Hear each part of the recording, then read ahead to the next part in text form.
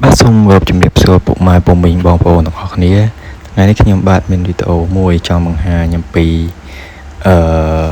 ផ្លែស្វាយប៉បអូស្ត្រាលីបាទហើយផ្លែស្វាយពេលនេះគឺជាប្រភេទផ្លែស្វាយដែល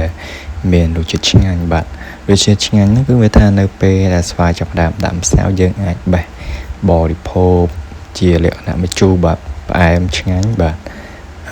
មកថាផ្អែមរសជាតិដិតអីដូចស្វាយនៅពេលដែលទុំទេបាទហើយសម្រាប់នៅពេលដែលទុំគឺមានរសជាតិផ្អែមឆ្ងាញ់ផ្សេងទៀតបាទហើយសម្រាប់ទំហំផ្លែហើយនឹងពណ៌សម្បុរដូចខ្ញុំបាទដាក់នៅខាងវីដេអូបាទធំបាទមើលក្នុងវីដេអូដែលខ្ញុំកាន់បេះនេះបាទគឺធំជាងប្រអប់របងដៃខ្ញុំទៀតបាទហើយសម្រាប់ផ្លែដែលពេញសាច់មួយប្រហែលជាអាចលើសពី3ខាំបាទពួកឯផ្លែគឺធំហើយធ្ងន់មែនទែនបាទហើយនេះគឺខ្ញុំបេះស្វាយនៅពេលដាក់ម្សៅសាគាគឺយកទៅហូបជាលក្ខណៈម្ជូរបាទហើយសម្រាប់ទីផ្សារខ្ញុំគិតថាអាចមានតម្លៃគួរសមដែរបាទពួកអីបើយើងដាំវាទៅគឺវាចំណេញផ្លែធំសាច់ច្រើនបាទចំណេញក្នុងការបេះលក់អីជាលក្ខណៈម្ជូរអញ្ចឹងណាបាទហើយសម្រាប់នៅពេលដែល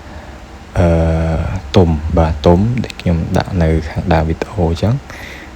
រសជាតិវាផ្អែមឆ្ងាញ់ហើយក្នុងមួយផ្លែបាទมันក្រោមពី3ខាំទេបាទសាច់ណែនហើយពណ៌សម្បុរក៏ស្អាតដែរបាទហើយជាពិសេសបងប្អូនខ្ញុំគាត់មកពីខាងភ្នំពេញគាត់រសារទៅទិញផ្លែឈើនៅផ្សារទំនើបអីគាត់ថាបើសិនជាមាន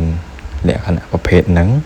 គឺយើងអាចលក់បានថ្លៃបាទហើយនេះខ្ញុំធ្វើវីដេអូនេះមិនមែនចង់បង្ហាញពីការដាំដុះអីណាអួតទេប៉ុន្តែគ្រាន់តែបើយើងគិតទៅលើទីផ្សារស្វាយខ្ញុំគាត់ថាស្វាយប្រភេទស្វាយប៉បអូស្ត្រាលីនេះគឺដាំទៅប្រភេទខ្ចីក៏មានតម្លៃនៅលើទីផ្សារហើយប្រភេទទុំក៏មានតម្លៃបាទនៅលើទីផ្សារដែរបាទហើយដំណាំស្វាយយើងដឹងហើយទូទៅគឺងាយដាំมันពិបាកទេបាទហើយក្នុងរូបភាពនេះចឹងគឺទុំគឺពណ៌ក្រហមតក្រូចស្អាតបាទហើយមួយផ្លែទម្ងន់ធ្ងន់ណាបាទហើយបាទខ្ញុំសូមអរគុណច្រើនសម្រាប់ការតាមដាននិងទស្សនាបាទហើយសូមកុំភ្លេចជួយចុច like និង Subscribe ម្នាក់មួយផងដើម្បីទទួលបានវីដេអូថ្មីៗបាទសូមអរគុណ